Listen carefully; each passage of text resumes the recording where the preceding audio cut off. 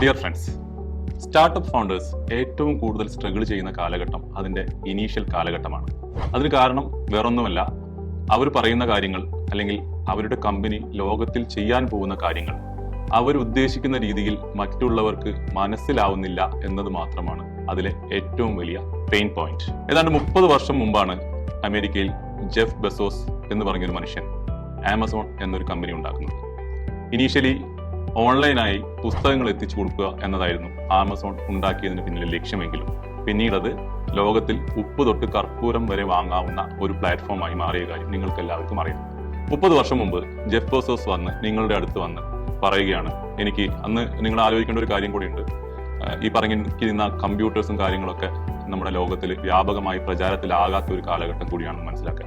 ആ സമയത്താണ് പുള്ളി വന്ന് നിങ്ങളോട് പറയുന്നത്, എനിക്കിങ്ങനെ ഒരു പ്ലാൻ ഉണ്ട്, നിങ്ങൾ ഉപ്പ് തൊട്ട് കർപ്പൂരം വരെ എന്തും എൻ്റെ പ്ലാറ്റ്ഫോമിൽ അങ്ങനെ ഒരു പ്ലാറ്റ്ഫോം ഞാൻ നിർമ്മിക്കാൻ പോവുകയാണ്, ആ പ്ലാറ്റ്ഫോം ത്രൂ നിങ്ങളുടെ വീട്ടുപടിക്കൽ ഞാൻ ഡെലിവറി ചെയ്യും, നിങ്ങൾ ഇതിൽ ഇൻവെസ്റ്റ് ചെയ്യണം എന്ന് പറഞ്ഞിരുന്നെങ്കിൽ നിങ്ങൾ തീർച്ചയായിട്ടും, നിങ്ങളല്ല ഞാനായാലും തീർച്ചയായിട്ടും പുള്ളിയെ ഓടിച്ചു വിടുമായിരുന്നു. കാരണം നമുക്കത് ചിന്തിക്കാൻ പോലും പറ്റില്ല അങ്ങനെ ഒരു സംഭവം നടക്കുന്നുള്ള കാര്യം. പക്ഷെ ഇന്ന് അതൊരു റിയാലിറ്റിയാണ്. അന്ന് ജെഫ് ബെസോസിനെ നിങ്ങൾ ഇൻവെസ്റ്റ് ചെയ്യാതിരുന്ന ആ ലക്ഷ്യത്തിന് ഇന്ന് എത്ര 1000 കോടിയുടെ മാർക്കറ്റ് വാല്യൂഷൻ ഉണ്ടെന്ന് നിങ്ങൾ തന്നെ ജസ്റ്റ് ചെക്ക് ചെയ്ത് നോക്കുക.